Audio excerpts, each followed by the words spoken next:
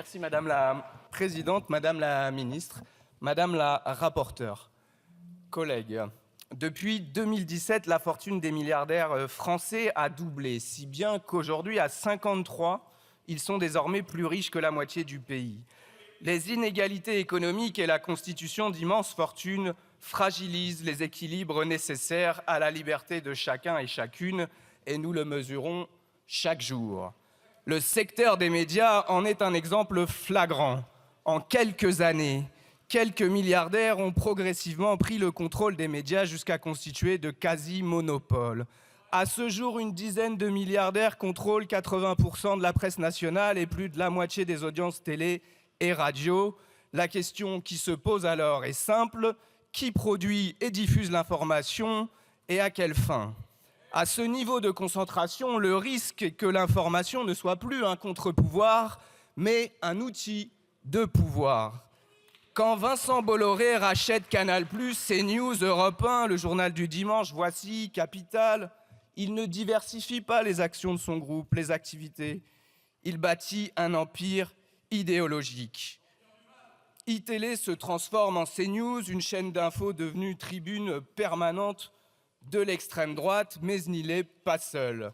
Quand Bernard Arnault, première fortune du pays, se retrouve seul maître à bord au royaume de la presse économique française, qu'il détient alors à 90%, qui encore peut nier les risques d'influence, de censure et de conflit d'intérêts? Souvenons-nous, Bernard Arnault a été jusqu'à être condamné pour avoir fait espionner notre collègue François Ruffin, coupable d'avoir tourné Merci Patron, un film où le milliardaire tente de faire taire un couple d'ouvriers licenciés à coups de mallettes d'argent.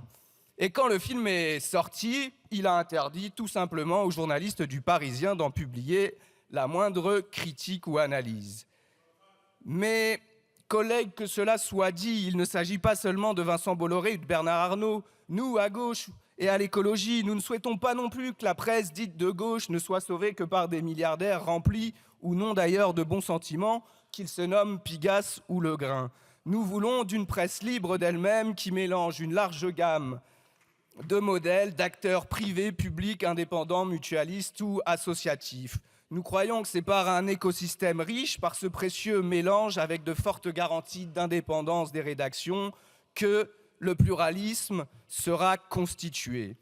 Même vous, collègues d'extrême droite, vous devriez être à nos côtés pour défendre cette presse libre, car vous vous retrouvez à silencier, voire soutenir le maintien à l'antenne d'un animateur condamné pour corruption de mineurs, pour rester dans les petits papiers du milliardaire qui diffuse votre idéologie. Et nous voyons bien que cette situation vous embarrasse, et il faut le dire, elle est tout à fait embarrassante. Dans ce contexte, la régulation actuelle sur la concentration des médias ne parle plus la langue du réel. Elle calcule en part de capital, pas en part d'audience. Elle compte les titres, pas leur influence. Le danger, ce n'est pas seulement la concentration économique, c'est la concentration idéologique. Celle qui uniformise le discours, étouffe la nuance et modèle l'opinion publique. La proposition de loi portée par ma collègue Sophie Taillé-Polian vient corriger cela en modernisant les règles, en introduisant la notion de pouvoir d'influence inspirée du modèle allemand qui prend en compte les audiences globales, tous supports confondus, presse, radio, télé et numérique. Elle a été travaillée sérieusement. Appuyé sur les conclusions du Conseil d'État et des États généraux de l'information, c'est un texte équilibré, responsable et surtout nécessaire. Mais nous le savons et en avons conscience, il s'agit seulement d'une première pierre, car il y a tant à faire pour garantir la liberté de la presse. L'Arcom doit être réformé pour disposer enfin des moyens de son indépendance et du courage nécessaire à un véritable contrôle des concentrations et des dérives éditoriales. L'indépendance des journalistes doit être garantie en sanctuarisant les chartes déontologiques, en protégeant les rédactions des pressions économiques, politiques et actionnariales par le droit notamment d'agrément. La qualité de l'information, l'enquête, le documentaire doit être défendue et valorisée pour éviter que les débats télévisés ne deviennent que de tristes spectacles où les faits s'effacent derrière les postures, les invectives et les slogans. Et surtout, il faut repenser en profondeur le modèle économique de la presse pour assurer un financement périn, transparent et émancipé des logiques publicitaires ou des fortunes privées afin de faire vivre l'information et que la vie de cette information ne dépende plus du simple bon vouloir de milliardaires plus ou moins philanthropes. Nous aurions préféré, comme de nombreux autres groupes, pouvoir nous appuyer sur une initiative gouvernementale forte pour répondre à l'ensemble des enjeux soulevés par les États généraux de l'information, mais à force d'attendre toujours, nous prenons les devants. Et merci à Sophie Taillé-Polian pour cela. Car on ne peut plus se permettre d'attendre.